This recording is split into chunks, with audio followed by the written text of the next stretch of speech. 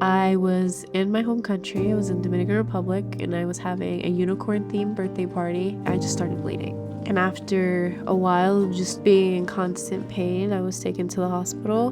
There I was told that I had a parasite. I flew back home, and the complications just kept getting worse. And that was my first real introduction to ulcerative colitis. Talking became hard, eating became a hassle. My legs gave out on me, my vision gave out on me, and next thing you know, I was on the floor. And when I woke up, I was in the hospital. My birthday was in November, and I spent the end of November, December, and then the new year, and then some of February in the hospital, missing out on so much of the 5th grade in a hospital room. That was the hardest part for me. I just wanted to be a normal kid. I remember I ended up passing out again, and I ended up at the ICU unit, and I spoke to a nurse, and I said, would I be wrong if I gave up? If the next time I code, I just don't fight alongside with you? Living with such little will to keep going just made the fight so much harder.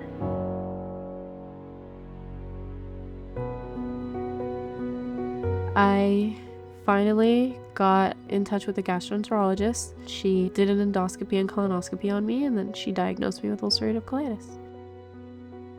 My disease is an autoimmune disease, which means that my immune system is essentially attacking itself. It's something that a lot of people, not just I, have to deal with every single day. It's not only physically grueling, but it's mentally grueling.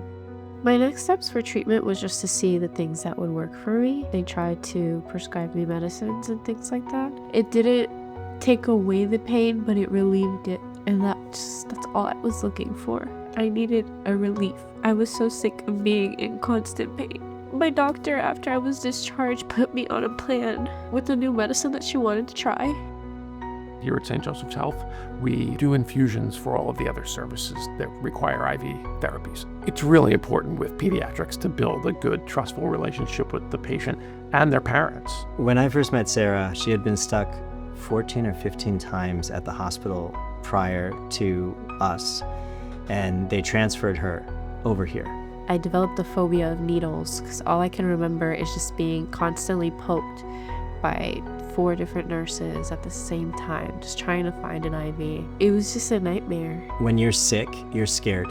So you feel like you have no control. And the one thing I can give them control over is maybe where we put the IV, which arm we use. When we have a difficult patient, somebody that has small veins, such as Sara, we'll reach out to Matt and his team, and they can come up and they can get an IV in one attempt. It avoids so much of the trauma.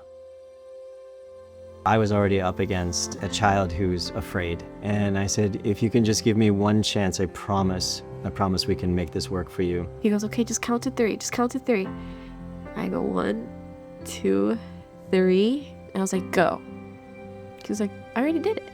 I just started bawling because that was the first time in so long that I had a normal experience getting an IV, that it didn't hurt, it didn't feel like I was being stabbed, and I value Matt so much for giving me that experience. And he bought me a St. Joseph's sweater, and we took our first ever picture together. St. Joseph's really cares about her. I wanted her to be able to come here and know that she was special, that she could wear that jacket and kind of be a VIP. She's been to so many different places and not treated right. So to make that experience different and better is really why we do it. I'm just so happy that God blessed me with somebody like him. I have Crohn's disease. I was diagnosed at approximately the same age that Sara was. I kept telling her, look at me. You know, I'm 40-something years old right now, and I'm good, and you're gonna be good. That was such a pinnacle moment in my life, because I thought that I would never be normal. He was the fire, the flame that relit my will to live. I hadn't done anything fun in a very long time. After like the first 6 injections, I started to see change. I get an infusion every 6 weeks. It gets a little easier knowing that I have such a nice village waiting for me when I get there. We have a specific team of people who really help out with that. We have child life therapists and recreation therapists, pediatric trained nurses, and pediatric trained physicians. And then we have teams like Matt, specifically, who just really are game changers in what we do. My role is very small in the role of caring for a patient. Her physicians are the ones that are diagnosing and prescribing the medication that she needs. I'm just the catalyst. I'm not unique in that I could save Sarah. It's just that St. Joseph's Hospital has that service, and I was lucky enough to be the one to meet her. I see myself going on my senior trip. I see myself graduating on that stage, and I see myself going to college and becoming a nurse. And eventually I'll walk into this hospital wearing black scrubs. That's what I see for myself. I want to be what Matt is for me to another little girl or little boy. Thank you for raising me.